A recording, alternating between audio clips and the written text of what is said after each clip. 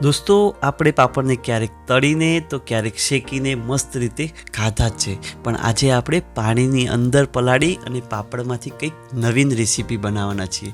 જી હા દોસ્તો, આ મજા આવશે ને એટલી પાવરફુલ રેસીપી બનશે. તો દોસ્તો, આ રેસીપી બનાવવા માટે નાની મોટી ટિપ્સનું ધ્યાન રાખવું બહુ જરૂરી છે. તો દિલથી સ્વાગત કરીએ છીએ આપનું યોર ટેસ્ટી કુકિંગ ચેનલમાં. જી હા દોસ્તો, આ બનાવવી એકદમ સિમ્પલ અને સરળ છે. એકવાર બનાવશો ને એટલે ઘરના બધા સભ્યો કહેશે ફરીથી બનાવો. આટલી મસ્ત મજાની રેસીપી છે. સાથે સાથે એને ખાવા માટેની ચટણી એકદમ જોરદાર રીતે છે. તો ખૂબ ધ્યાન આપજો અને અમારો વિડીયો છેક સુધી જોજો. તો દોસ્તો, અમારો આ પ્રયત્ન આપને ગમે ને તો પ્લીઝ એને લાઈક કરજો અને અમારી ચેનલ ઉપર નવા હો તો આ સબસ્ક્રાઈબ બટન જરા ટચ કરી લેજો, જેથી આવી અવનવી રેસીપી આપણા સુધી પહોંચતી રહે. તો દોસ્તો, ચાલો પલાળેલા પાપડમાંથી કંઈક બનાવવાની આપણે ભેગા મળીને શરૂઆત કરીએ. અહીંયા જો થોડુંક તેલ લીધું છે અને આની અંદર એક નાની વાડકી જેટલા શિંગદાણા ખાસ લેવાના છે. દોસ્તો, શિંગદાણાને શેકાતા વાર લાગે એટલે આપણે શરૂઆતમાં એને લીધા છે. બસ તડ થઈને શેકાવા આવે એટલે એને ગેસ થોડોક ધીમો કરવાનો અને હવે એની અંદર આપણે એડ કરીશું લસણ. અહીંયા 10 કળી લસણ લેવાનું છે એટલે મસ્ત એવી એક ફ્લેવર આવશે. દોસ્તો, શિંગદાણા શેકાય એટલે કાચા રહેવા જોઈએ નહીં, આ ખાસ ધ્યાનમાં લેવાનું. સાથે સાથે થોડુંક જીરું લેવાનું છે અને આખા ધાણા 1 ચમચી જેટલા લેવાના. આ બધું ખૂબ સારી રીતે સાંતળવાનું. સાથે તીખાશ માટે અડધી ચમચી જેટલા મરી અને આપ ઈચ્છો તો લીલા મરચાં લેવાના, પણ કેવા અંદરથી બીજ કાઢેલા. જો આપ વધારે તીખું ઈચ્છો તો બીજ રહેવા દેજો અને બસ આ બધું ખૂબ સારી રીતે સાંતળતા રહેવાનું. હવે દોસ્તો, અહીંયા જો એક મીડિયમ સાઇઝની ડુંગળીને ચોપ કરીને લીધી છે. બસ આ ડુંગળીને ખૂબ સારી રીતે આની અંદર સાંતળવાની છે. થોડી વાર 1 મિનિટ સુધી સંતરાઈને દોસ્તો એટલે એની અંદર હવે વારો આવે છે આદું એડ કરવાનો. દોસ્તો, પહેલાં નહીં કરવાનું, નહીં તો આદું કડવું થઈ જાય. બસ આ બધું ખૂબ સારી રીતે મિક્સ કરવાનું અને 2 થી 3 મિનિટના અંતે આ રીતની પરફેક્ટ આપણી ડુંગળી શેકાઈ ગઈ હશે. હવે વારો છે મીઠું, થોડીક હળદર અને 1 ચમચી જેટલું કાશ્મીરી લાલ મરચું, મસ્ત એવો કલર આવે એટલા માટે. હવે ગેસ ઓફ કરી દો અને આ બધું મિક્સ કરો. ત્યાં સુધી લાઈક કરો અને નવા હો તો આ સબસ્ક્રાઈબ બટન જરા ટચ કરી લો. તો દોસ્તો, આની અંદર થોડુંક પાણી પાડ્યું છે અને બસ અને દોસ્તો આને 15 થી 20 મિનિટ સુધી ઠંડુ થવા દેવાનું. ઠંડુ થાય ત્યાર પછી જ આપણે પીસવાનું છે. તો ચાલો એને મિક્સર બાઉલની અંદર આપણે ટ્રાન્સફર કરી લઈએ. બસ આ બધું અંદર એડ થઈ જાય ને એટલે હવે વારો આવે છે લીલા ધાણા એડ કરવાનો અને પછી મસ્ત એવો ખાટો ટેસ્ટ આવે થોડોક, એટલા માટે લીંબુ એડ કરીશું. પરંતુ જો અંદર બીજ પડી જાય તો એ કાઢી લેજો, નહીંતર એ કડવો ટેસ્ટ આપશે. તો આટલું ધ્યાન જરૂર રાખજો. બસ આ બધું એકવાર જરા ફેરવી લાવવાનું છે અને પછી આની અંદર થોડુંક પાણી પાડવાનું. આટલું પાણી પાડશો એટલે પરફેક્ટ રીતે પીસાશે. તો લો દોસ્તો, આપણી ચટણી પીસાઈને તૈયાર છે, પરંતુ હજે આની અંદર એક ટ્રીટમેન્ટ બાકી છે જે આપણે આગળ કરીશું. તો ચાલો બીજું એક ધ્યાન આપીએ. અહીંયા જો 1 ચમચી જેટલું બેસન લીધું છે ને આ બેસનની આપણે એક પેસ્ટ બનાવવાની છે દોસ્તો. એટલે થોડુંક પાણી પાડી આ બેસનને મસ્ત રીતે મિક્સ કરી લેજો. આ પણ આગળ કામ લાગે એવું છે, એટલે આ બેસન પલાળી અને મૂકી રાખવાનું. બીજું કામ કરીએ, ચલો ત્યાં સુધીમાં. હવે જો અહીંયા 200 ગ્રામ ફ્રેશ પનીર લીધું છે દોસ્તો. આ પનીર એકદમ ફ્રીજમાંથી કાઢ્યું હોય એવું નહીં લેવાનું, થોડુંક બહાર રૂમ ટેમ્પરેચર પર આવે એવું પનીર લેવાનું છે અને એ પનીરને આપણે એક બાઉલની અંદર મસ્ત એવું છીણી લેવાનું છે. દોસ્તો, આ રેસીપી બહુ જ મોજ પડે ને એવી બને છે ને બાળકોમાં તો ખાસ ફેવરાઇટ છે. બાળકોને તો બહુ ગમશે. તો દોસ્તો, આ રીતે બધું પનીર છીણી લેવાનું અને એક ખાસ બાબત જુઓ, અહીંયા પ્રોસેસ ચીઝના 2 ક્યુબ લીધા છે. આ એક મસ્ત એવો ક્રીમી ટેસ્ટ આપશે ને એટલા માટે ખાસ લેજો. હવે વારો છે એકદમ ઝીણા કાપેલા ટામેટાં, એકદમ ઝીણી કાપેલી ડુંગળી અને એકદમ ઝીણા કાપેલા કેપ્સિકમ. આ ઝીણું કાપવું ખાસ જરૂરી છે. સાથે સાથે આપણી તીખાશ જેટલી જોઈએ ને એટલું મરચું એડ કરજો અને સાથે અડધી ચમચી જેટલો ચાટ મસાલો તો ખરો જ.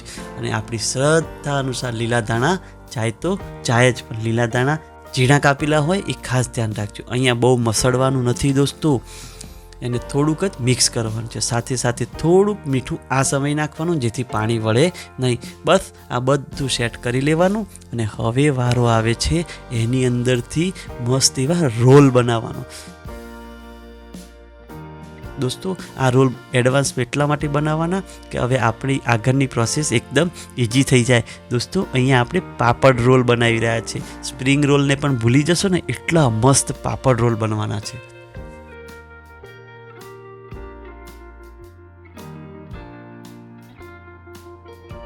તો દોસ્તો આ રીતે બધા આપણા ચીઝ અને પનીરના રોલ તૈયાર કરી લેવાના છે. આ અંદરનું સ્ટફિંગ તો ખાવાની મોજ પડે ને એટલું મસ્ત છે.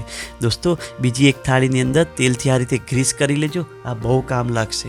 હવે જુઓ અહીંયા અમે અડદનો પાપડ લીધો છે. આપ કોઈ પણ પાપડ યુઝ કરી શકો છો, પણ પતલો હોય ને એવો જ પાપડ લેવાનો. સાથે સાથે જુઓ એક ડીશમાં પાણી છે અને આ પાણીની અંદર આપણે પાપડ પલાળવાનો છે. પણ પાપડ કેટલો પલાળીશું દોસ્તો? મુશ્કેલથી 15થી 20 સેકન્ડ, એથી વધારે પલળવા દેવાનો નથી. દોસ્તો અમારી ચેનલ પર અલગ અલગ રેસીપી છે ને, એકવાર નજર જરૂર કરજો. બસ પાપડ કાઢી અને એને એક કપડાથી મસ્ત એવું લૂછી લેવાનું છે દોસ્તો, જેથી કરીને વધારાનું પાણી હોય નીકળી જાય અને આપણો પાપડ ફોગાઈ જાય નહીં. તો દોસ્તો લો, મજા આવી ગઈ ને? એક મજાની રીત કહું છું ફરી, સ્પ્રિંગ રોલને ભૂલી જશો ને એટલી મસ્ત રેસીપી બનવાની છે. તો દોસ્તો એક મસ્ત એવો આપણે પનીર ચીઝનો રોલ બનાવ્યો છે, એ લેવાનો અને આ રીતે ખૂબ ધ્યાનપૂર્વક જુઓ. પાપડ પલળ્યું છે એટલે એકદમ ડેલિકેટેડ હશે, એને ખૂબ ચીવટપૂર્વક આપણે રોલ વાળવાનો છે. દોસ્તો રોલ વાળતી વખતે ખૂબ ટાઈટથી વાળજો જેથી કરીને પરફેક્ટ શેપમાં આવે. હવે જો ચણાના લોટની જે આપણે પેસ્ટ બનાવી હતી દોસ્તો, એ પેસ્ટને અહીંયા આપણે ચોંટાડવાની છે. દોસ્તો અમારો આ વિડીયો આપ કઈ સિટીમાંથી અને ક્યાંથી જોઈ રહ્યા છો જરા કમેન્ટ કરજો, એટલે અમને પણ આનંદ થાય ને તમારા માટે આવી કંઈક ને કંઈક નવીન રેસીપી લાવતા રહીએ અને તમારી સાથે કનેક્ટેડ રહીએ. દોસ્તો આ ભાગ છે ને ડીશની અંદર નીચે રહે ને એ રીતે આપણે મૂકવાનો છે. ડીશને આપણે તેલથી ગ્રીસ કરી છે એટલે એ ચોંટશે નહીં, કારણ કે પાપડ ભીનો છે. જો ગ્રીસ ના કરી હોય તો એ નીચે ચોંટી જાય. બસ આ રીતે બધા રોલ તૈયાર કરી લેવાના. અને હવે આપણી ચટણી માટે ખાસ સ્પેશિયલ ટ્રીટમેન્ટ, અહીંયા ચટણીને તડકો આપવાનો છે. રહી થોડી તડકે એટલે અંદર મરચાં અને મીઠો લીમડો, સાથે એન્ડમાં આપણે હિંગ નાખીશું. તો લો આપણી ચટણી બનીને તૈયાર છે. અને આ ચટણી એટલી મોજ પડાવી દેશે ને કે મજા આવશે. દોસ્તો એકવાર જરૂર ટ્રાય કરજો. અને હવે વારો આવે છે આપણા આ રોલ ફ્રાય કરવાનો. દોસ્તો ફ્રાય કરતી વખતે ખાસ ધ્યાન આપજો કે તેલ મીડિયમ ટુ હાઈ હોવું જોઈએ, તો જ આપણા રોલ પરફેક્ટ ફ્રાય થશે, નહીંતર ઢીલા પડી જશે.